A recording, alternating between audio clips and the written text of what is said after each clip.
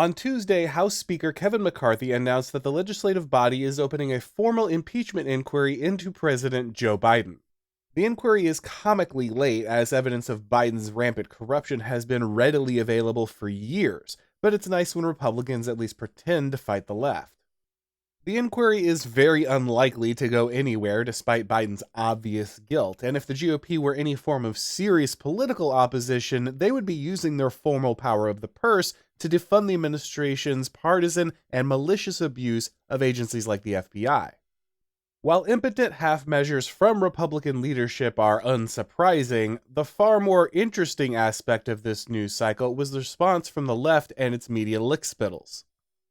Not long after McCarthy announced the impeachment inquiry, the White House rushed out a memo to the press instructing them to increase the scrutiny that they were applying to the charges.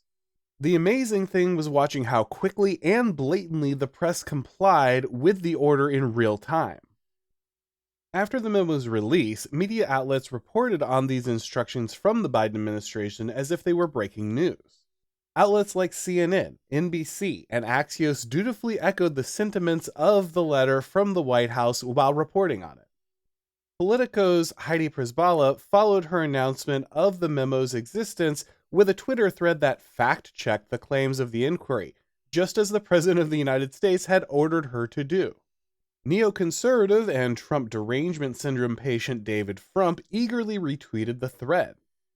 Not to be outdone, CNN, despite having just revealed that the White House had ordered them to attack the impeachment inquiry, produced their own fact-check to comply with the demands of the regime. There's a good argument to be had over whether a free press ever really held government power in check, but today that assertion is beyond laughable. In 2019, I learned about the political theorist Curtis Yarvin and his concept of the Cathedral, which is a way to model the decentralized network of prestige, influence, and information that drives the political will of our current regime. Since then, I've dedicated a large amount of time to explaining how that system works and how the right can use that model to understand the manner in which power is wielded. In Yarvin's model, power does not reside primarily in the formal organs of government, but instead in the story that informs the values of our ruling class. University is the core formative experience that all of our ruling elites share, and those prestigious schools shape the morality and worldview of every person who enters the halls of power. Journalists don't see themselves as neutral arbiters of truth, but instead as zealous crusaders against injustice that reinforce the narrative they learned in university with every stroke of the pen. The functionaries that fill government bureaucracies don't see themselves as servants of the average voter, but instead as transformative agents whose purpose is to engineer the deplorables of Red America into compliant progressive cultists. The university grads that populate the management of every Fortune 500 company don't see themselves as businessmen, but as representatives for racial justice and equity. This shared value system means that while there's no formal government propaganda apparatus in the United States, all of the country's major institutions, both public and private, end up pursuing the same goals and spouting the same platitudes. While this distributed network of influence was less efficient than an explicit organ of state propaganda, it had some distinct advantages. Change was slower, but it also felt more organic. People were more likely to feel that social attitudes, which were being pushed from on high, were actually emergent from the shifting tastes of the popular will. Hey guys, like most of you, I have fond memories of waking up at the crack of dawn, excited to watch all the Saturday morning cartoons. Mom didn't want to wake up that early on Saturday, so that meant that we got to pour a bowl of our favorite cereal for breakfast. They tasted great, but of course, they're full of sugar, and they're not that healthy, which is why it was a treat. But now Magic Spoon has an alternative to that cereal you love that has zero sugar but still tastes great. There's a bunch of different flavors, but they have a nice variety pack to get you started with cocoa, fruity, frosted, and peanut butter. The variety pack has 0 grams of sugar, 13 to 14 grams of protein, and 4 to 5 grams of net carbs per serving, and each serving is only 140 calories. This cereal checks a lot of boxes for people because it's high protein, has 0 sugar, it's keto friendly, gluten free, grain free, and soy free. You might be skeptical about sugarless high protein cereal, but I can tell you it actually tastes great. Peanut butter was my personal favorite, but my wife and the little guy were big fans of the fruity flavor. And they both really like cereal, so it's nice to have a no sugar, high protein option. So go to magicspoon.com/Auron to grab your variety pack and try it today. And be sure to use the promo code Auron at checkout to save $5 off your first order. Magic Spoon is so confident in their product that it's backed with a 100% happiness guarantee. So if you don't like it for any reason, they'll refund your money, no questions asked. Remember, get your next delicious bowl of high protein cereal at magicspoon.com/Auron and use the code Auron to save $5. Maintaining this kind of soft power is very difficult, requiring a high degree of skill and subtlety, but it's also proven far more resilient than more direct methods of propaganda. In a system where popular sovereignty is the only acceptable legitimating mechanism of government power, control of public opinion is key. The left's hegemony over mass media and education provided all of the tools necessary to insert ideas into the popular consciousness and wait patiently, nudging and prodding when necessary, until people believe that this was what they really wanted all along. Manufacturing consent without setting off the alarm bells of the populace can be a delicate balancing act, but if the ruling class can pull it off, they have one of the most stable power structures ever conceived. While detailing this system has been a major focus of my work, it also seems to have been a bit of a waste because the regime has decided to throw it in the trash bin.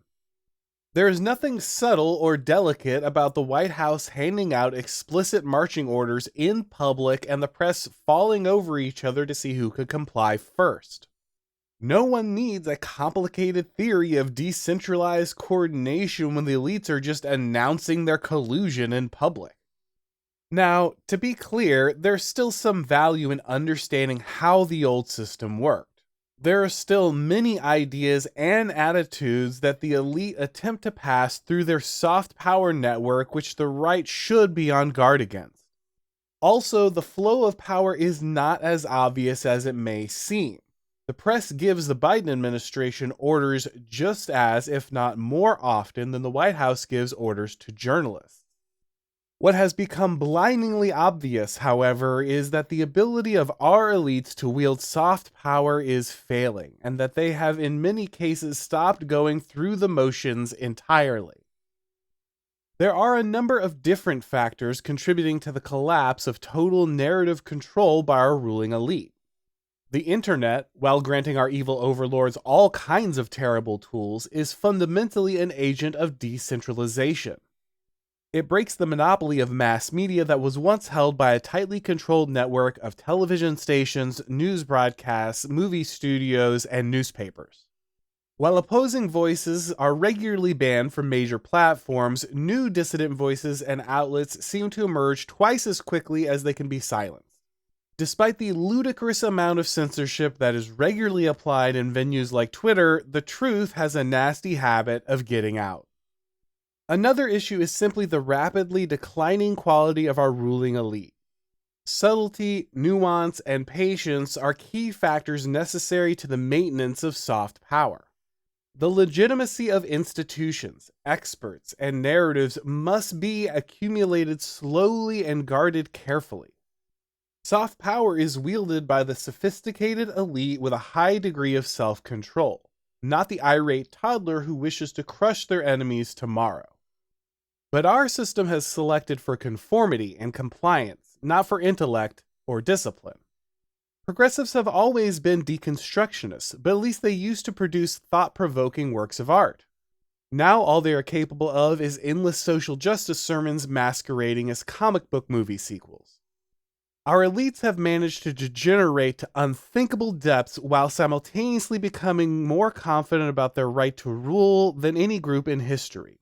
It's no wonder that they've gotten sloppy and obvious. We are in a very interesting moment when a ruling elite that used to rely on the subtlety and finesse of soft power becomes entirely incapable of operating the system their more talented predecessors created. We have lived our lives watching a show, a pantomime of a political process put on by those who sought to hide the real exercise of power. This is a scary thing to realize, but it also creates opportunities that didn't previously exist.